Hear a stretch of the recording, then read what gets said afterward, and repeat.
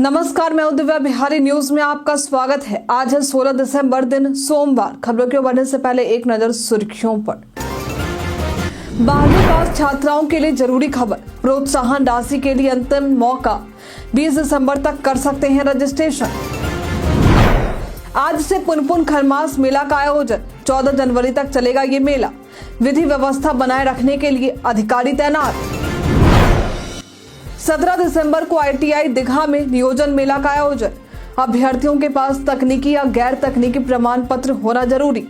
भाग लेने के लिए NCS पोर्टल पर करें रजिस्ट्रेशन। गंगा कोसी पर 5 पीपा पुल बनाने की मिली मंजूरी। पटना, समस्तीपुर, वैशाली, भोजपुर, मधेपुरा, खगड़िया को होगा फायदा। कृषि, व्यापार, शिक्षा व स्वास्थ्य सेवाओं में होगा सुधार।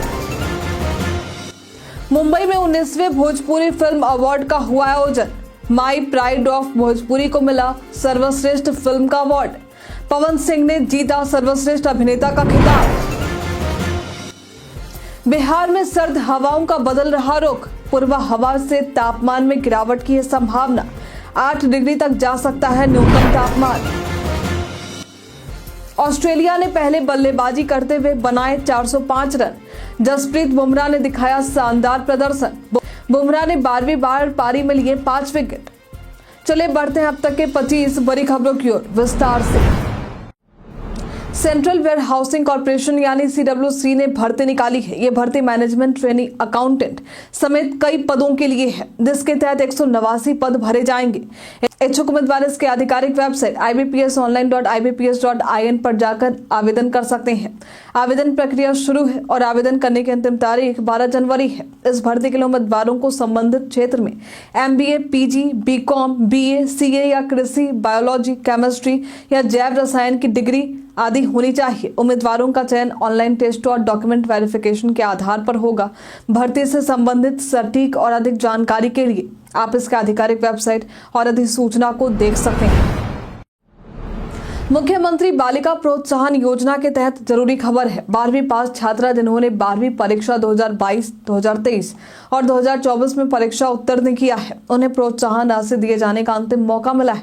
छात्राएं 20 दिसंबर 2024 तक अपना रजिस्ट्रेशन करवा सकती हैं। छात्राओं का रजिस्ट्रेशन एक कल्याण पोर्टल medhasoft.bih.nic.in के माध्यम से होगा।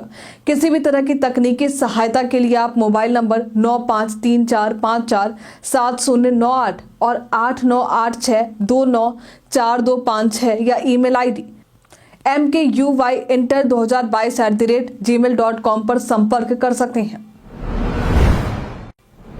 पुनपुन अंतर्राष्ट्रीय पौष खरमास मेला 16 दिसंबर से शुरू होकर 14 जनवरी तक चलेगा। ये मेला हर साल देश विदेश से श्रद्धालुओं को आकर्षित करता है।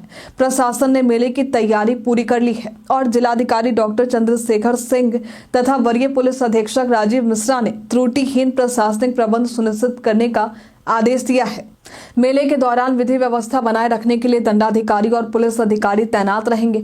अस्थायी नियंत्रण कक्ष, may I help you counter, CCTV निगरानी और QRT की व्यवस्था की जाएगी। साथ ही रेलवे और नदी घाट पर भी आवश्यक व्यवस्थाएं की जाएंगी।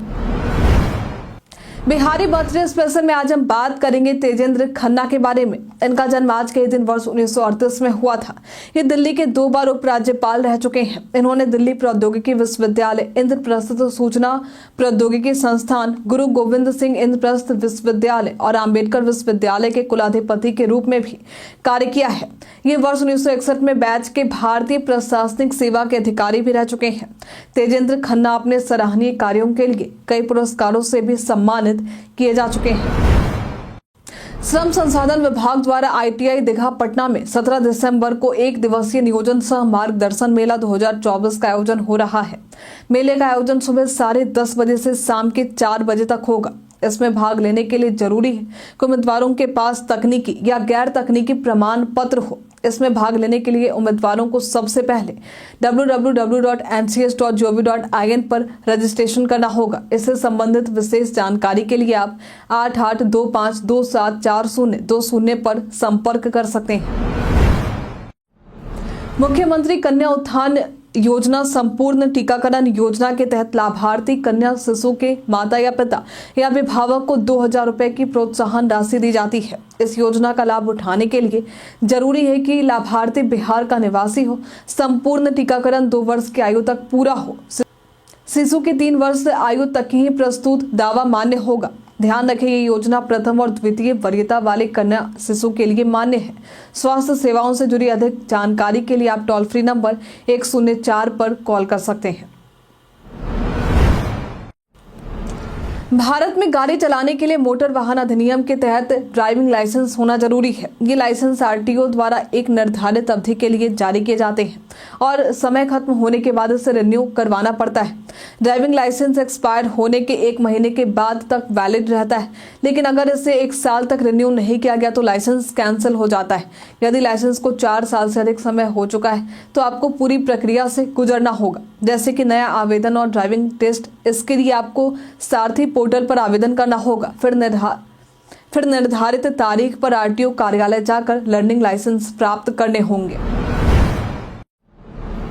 बिहार में गंगा और कोसी नदी पर 5 पीपा पुल बनाने की मंजूरी मिल गई है, जो पटना, समस्तीपुर, वैशाली, भोजपुर, मधेपुरा और खगड़िया जिलों को जोड़ेगा।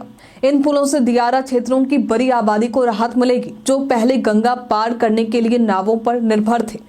गंगा पर 4 और कोसी नदी पर 1 पीपा पुल बनेंगे। पीपा पुलों से कृषि उत्पादों की ढुलाई, व्यापार, शिक्षा और स्वास्थ्य सेवाओं में सुधार होगा। इन पुलों की कुल लंबाई 732 मीटर से 793 मीटर तक होगी और इस पर लगभग 104 करोड़ रुपए खर्च होंगे। बिहार राज्य पुल निर्माण निगम द्वारा इन पुलों का निर्माण किया जाएगा। 13 दिसंबर को बीपीएससी 70वीं प्रारंभिक परीक्षा के दौरान पटना के बापू परीक्षा केंद्र पर कुछ अभ्यर्थियों ने बवाल किया था। इसके बाद पटना जिला प्रशासन ने उपद्रवियों के खिलाफ कार्रवाई शुरू की। प्रशासन ने बापू परीक्षा भवन में शांतिपूर्वक परीक्षा के आयोजन की तस्वीरें साझा की। जिला प्रशासन ने बताया कि कुछ उपद्रवियों ने जानबूझकर शांति व्यवस्था को भंग करने की कोशिश की थी, ताकि बिहार लोक सेवा आयोग की परीक्षा रद्द हो सके। प्रशासन ने कहा है कि आरोपियों के खिलाफ 2 प्राथमिकी दर्ज की गई है और साजिशकर्ताओं की पहचान कर उन्हें गिरफ्तार करने के लिए 2 टीमों का गठन किया गया है। दोषियों के खिलाफ कड़ी कार्रवाई की जाएगी। मणिपुर में पिछले साल मई से जारी हिंसा में शनिवार को 3 लोग मारे गए, जिनमें से 2 बिहार के मजदूर थे। इनकी पहचान लक्ष्मण कुमार और दशरथ कुमार के रूप में हुई है, जो गोपालगंज जिले के राजवाही गांव के रहने वाले थे। बिहार के मुख्यमंत्री नीतीश कुमार ने सोशल मीडिया पर मृतकों के परिजनों को 2-2 लाख रुपए मुआवजा का ऐलान किया है और अन्य सरकारी लाभ देने का निर्देश दिए हैं। उन्होंने दिल्ली में बिहार के आयुक्त को मृतकों के शव उनके पैतृक गांव भेजने और परिवार को हर संभव सहायता देने के निर्देश दिए हैं। आपको बता दें कि मजदूर कंस्ट्रक्शन का काम करके लौट रहे थे जब ये हादसा हुआ। बिहार में परिवहन व्यवस्था में बदलाव आने वाला है, क्योंकि केंद्र सरकार से मंजूरी मिलने के बाद राज्य में 3 नए एक्सप्रेसवे का निर्माण जल्द शुरू होगा। ये एक्सप्रेसवे बिहार के विकास में महत्वपूर्ण भूमिका निभाएंगे। पहला एक्सप्रेसवे गोरखपुर सिलीगुड़ी एक्सप्रेसवे उत्तर प्रदेश, बिहार और बंगाल को जोड़ेगा और 8 जिलों से होकर गुजरेगा। दूसरा रक्सौल हल्दिया एक्सप्रेसवे बिहार के 9 जिलों से होकर झारखंड और हल्दिया पहुंचेगा। तीसरा पटना पूर्णिया एक्सप्रेसवे पटना से पूर्णिया तक बनेगा, जिससे यात्रा समय आधा हो जाएगा। इन एक्सप्रेसवे से यात्रा आसान होगी, राज्य के आर्थिक विकास को बढ़ावा मिलेगा और रोजगार के अवसर भी उत्पन्न होंगे। अलाइनमेंट मिलने के बाद निर्माण प्रक्रिया शुरू होगी। भोजपुरी सिनेमा के मशहूर अभिनेता विजय खरे का 72 वर्ष की आयु में निधन हो गया है। ये किडनी रोग और पार्किंसन जैसी बीमारियों से जूझ रहे थे। बेंगलोर के कावेरी अस्पताल में भर्ती होने के बाद इनकी हालत स्थिर थी, लेकिन बीते दिन उनकी तबीयत बिगड़ गई और उनका निधन हो गया। विजय खरे ने 300 से ज्यादा फिल्मों में अभिनय किया है, जिसमें 1983 की गंगा किनारे मोरा गांव और 2003 की हमरा से बियाह करबा जैसी फिल्में शामिल हैं। फिल्मों में उनकी अदाकारी को लोग आज भी याद करते हैं। उन्हें बिहार का गब्बर सिंह भी कहा जाता था। 2019 में फिल्म इंडस्ट्री में उनके योगदान के लिए उन्हें लाइफ टाइम अचीवमेंट अवार्ड से भी सम्मानित किया गया था। शिक्षा की गुणवत्ता सुधारने के लिए बिहार के सरकारी स्कूलों में कई महत्वपूर्ण बदलाव किए जा रहे हैं। शिक्षा विभाग के अपर मुख्य सचिव डॉक्टर एस सिद्धार्थ ने शिक्षा की बात हर शनिवार कार्यक्रम में बताया कि अब हर सरकारी स्कूलों में सप्ताह में एक बार कंप्यूटर और स्मार्ट क्लासेस आयोजित किए जाएंगे। उन्होंने कमजोर छात्रों पर विशेष ध्यान देने की भी सलाह दी और कहा कि उन्हें आगे की सीट पर बैठाकर होमवर्क चेक किया जाए। इसके अलावा विशेष बच्चों के लिए अलग कक्षाएं और विशेष शिक्षक नियुक्त किए जाएंगे। शनिवार को छात्राओं को खेलकूद और सांस्कृतिक कार्यक्रमों में भाग लेने का मौका मिलेगा। छात्रों की शिकायतों पर डॉक्टर सिद्धार्थ ने जांच का आश्वासन दिया और सीबीएसई से बिहार बोर्ड में दाखिला प्रक्रिया की समस्या का समाधान करने का भरोसा दिलाया। व्हाट्सएप ने अपनी कॉलिंग सर्विस में कई नए फीचर्स जोड़े हैं। अब यूजर्स को बेहतर कॉलिंग अनुभव देने के लिए वॉइस और वीडियो कॉल्स में सुधार किए गए हैं। इसमें सिलेक्टिव ग्रुप कॉल्स का फीचर भी शामिल है, जिससे आप ग्रुप कॉल के दौरान कुछ चुनिंदा लोगों को कॉल कर सकते हैं। इसके अलावा वीडियो कॉल्स को और मजेदार बनाने के लिए नए इफेक्ट भी जोड़े गए हैं, जैसे कि बैकग्राउंड चेंज करने के ऑप्शन के साथ अब कंप्यूटर से भी कॉल करना पहले से ज्यादा आसान हो गया है। इसके साथ ही iOS के लिए एक नया इन ऐप डायलर फीचर भी आया है, जिससे यूजर्स सीधे नंबर डायल कर सकते हैं बिना कॉन्टैक्ट सेव किए। मुंबई में आयोजित 19वें भोजपुरी फिल्म अवार्ड यानी BFA में भोजपुरी सिनेमा का शानदार उत्सव देखने को मिला। इस कार्यक्रम में मनोरंजन, संस्कृति और सिनेमा का बेहतरीन संगम हुआ। माई प्राइड ऑफ भोजपुरी को सर्वश्रेष्ठ फिल्म का अवार्ड मिला है। सर्वश्रेष्ठ गायक का खिताब दिनेश लाल यादव, निरहुआ को सर्वश्रेष्ठ गायक महिला का खिताब प्रियंका सिंह को मिला है। पवन सिंह को सर्वश्रेष्ठ अभिनेता और अंजना सिंह को सर्वश्रेष्ठ अभिनेत्री के रूप में सम्मानित किया गया है। यश कुमार और काजल यादव को क्रमशः सर्वश्रेष्ठ लोकप्रिय अभिनेता और अभिनेत्री का अवार्ड मिला है। अन्य अवार्ड्स में राजकुमार आर पांडे को सर्वश्रेष्ठ निर्देशक, रजनीश मिश्रा को सर्वश्रेष्ठ संवाद लेखक और अवधेश मिश्रा को सर्वश्रेष्ठ सहायक अभिनेता के रूप में सम्मानित किया गया है। बिहार में सर्द हवाओं का रुख बदल रहा है। मौसम विभाग के मुताबिक अब पूर्वा हवा के बहाव से तापमान में गिरावट की संभावना है। प्रदेश में आज का मौसम शुष्क रहने की संभावना जताई गई है। आज राज्य के अधिकांश स्थानों पर हल्के से मध्यम स्तर का कुहासा छाए रहने की संभावना है। प्रदेश में आज का अधिकतम तापमान 24 से 26 डिग्री रहने की उम्मीद है। वहीं न्यूनतम तापमान 10 से 12 डिग्री और कुछ जगहों पर 8 से 10 डिग्री रहने की संभावना है। मुजफ्फरपुर जिले के पारू और सरैया में भी उद्योग क्षेत्र का विस्तार होने जा रहा है। इस प्रक्रिया की शुरुआत भूमि चयन, हस्तांतरण और अधिग्रहण से होगी। पारू सीओ द्वारा शनिवार को 788 एकड़ भूमि चिन्हित की गई थी, जिसमें पारू, चिउटाहा और भोजपट्टी क्षेत्रों की भूमि शामिल है। 28 एकड़ भूमि बिहार सरकार के नाम से दर्ज है, बाकी निजी भूमि है। निजी भूमि के अधिग्रहण के लिए अनुमानित राशि तैयार की जाएगी और उद्योग विभाग को भेजी जाएगी। इसके बाद हितधारकों को मुआवजा दिया जाएगा। सरैया में भी भूमि चिन्हित की जा रही है। अगले 5 वर्षों में इन क्षेत्रों में उद्योगों का विस्तार किया जाएगा। उसके बाद इंफ्रास्ट्रक्चर पूरा होने पर कंपनियों को बुलाया जाएगा। सुपौल में जनसंवाद यात्रा के दौरान मुख्यमंत्री नीतीश कुमार और प्रधानमंत्री नरेंद्र मोदी पर नेता प्रतिपक्ष तेजस्वी यादव ने तीखा हमला बोला है। उन्होंने बिहार को विशेष राज्य का दर्जा देने की मांग करते हुए कहा है कि मुख्यमंत्री केंद्र सरकार के साथ है तो बिहार को ये दर्जा कब मिलेगा। तेजस्वी ने नीतीश कुमार पर आरोप लगाया कि वे देश के सबसे बड़े फिजूल खर्च मुख्यमंत्री हैं और 15 दिनों की यात्रा पर 2 अरब रुपए खर्च किए जा रहे हैं। इसके अलावा उन्होंने बिहार की बुनियादी ढांचे की बदहाली और पेपर लीक जैसे मुद्दों पर भी सरकार को जिम्मेदार ठहराया है। 2025 में महागठबंधन सरकार बनने पर तेजस्वी ने माई बहिन मान योजना लागू करने का वादा किया है, जिसमें महिलाओं को 2500 रुपए का आर्थिक लाभ दिया जाएगा। लोजपा के राष्ट्रीय अध्यक्ष और केंद्रीय मंत्री चिराग पासवान ने तेजस्वी यादव पर हमला करते हुए कहा है कि वे एनडीए की नकल कर रहे हैं। चिराग ने तेजस्वी यादव की माई बहिन मान योजना पर तंज कसते हुए कहा है कि बिहार की जनता समझती है कि ये वही योजना है जो एनडीए सरकारों ने पहले ही लागू की है। चिराग ने 1990 के दशक की याद दिलाते हुए कहा कि जब तेजस्वी यादव के माता पिता की सरकार थी तो वे सिर्फ जातिवाद और सांप्रदायिकता फैलाने में लगे थे। चिराग ने यह भी कहा कि तेजस्वी के नेताओं ने उनकी मां के लिए अपशब्द कहे थे और अब वे महिलाओं की चिंता दिखा रहे हैं। उन्होंने ये आरोप भी लगाया कि जब केंद्र में उनकी पार्टी थी तो उन्होंने बिहार को विशेष राज्य का दर्जा नहीं दिलवाया। बिहार विधानसभा चुनाव 2025 को लेकर राजनीतिक पार्टियों ने तैयारियां शुरू कर दी हैं। इन्हीं तैयारियों के बीच पूर्णिया सांसद पप्पू यादव ने बड़ा बयान देते हुए कहा है कि चुनाव गठबंधन के तहत ही होगा। उन्होंने हरियाणा और महाराष्ट्र से सीख लेने की भी बात कही है और कहा है कि मुख्यमंत्री कोई भी हो, लेकिन गठबंधन का नेतृत्व राहुल गांधी के हाथों में होना चाहिए।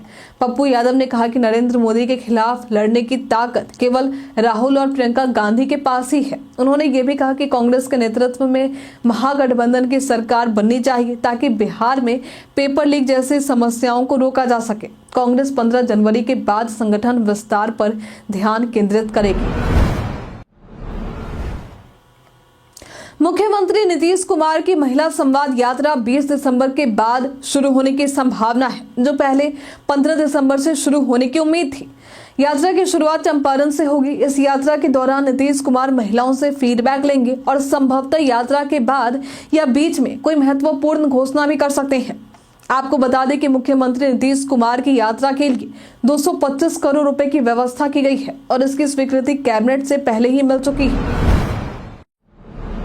कई कारणों से दर्ज है भारत के इतिहास में आज की तारीख। आज के ही दिन वर्ष 1951 में हैदराबाद में सालार जंग संग्रहालय की स्थापना की गई थी। आज के ही दिन वर्ष 1971 में भारत और पाकिस्तान की सेना के बीच युद्ध विराम पर सहमति के बाद पाकिस्तान से पृथक होकर बांग्लादेश एक स्वतंत्र राष्ट्र बना था।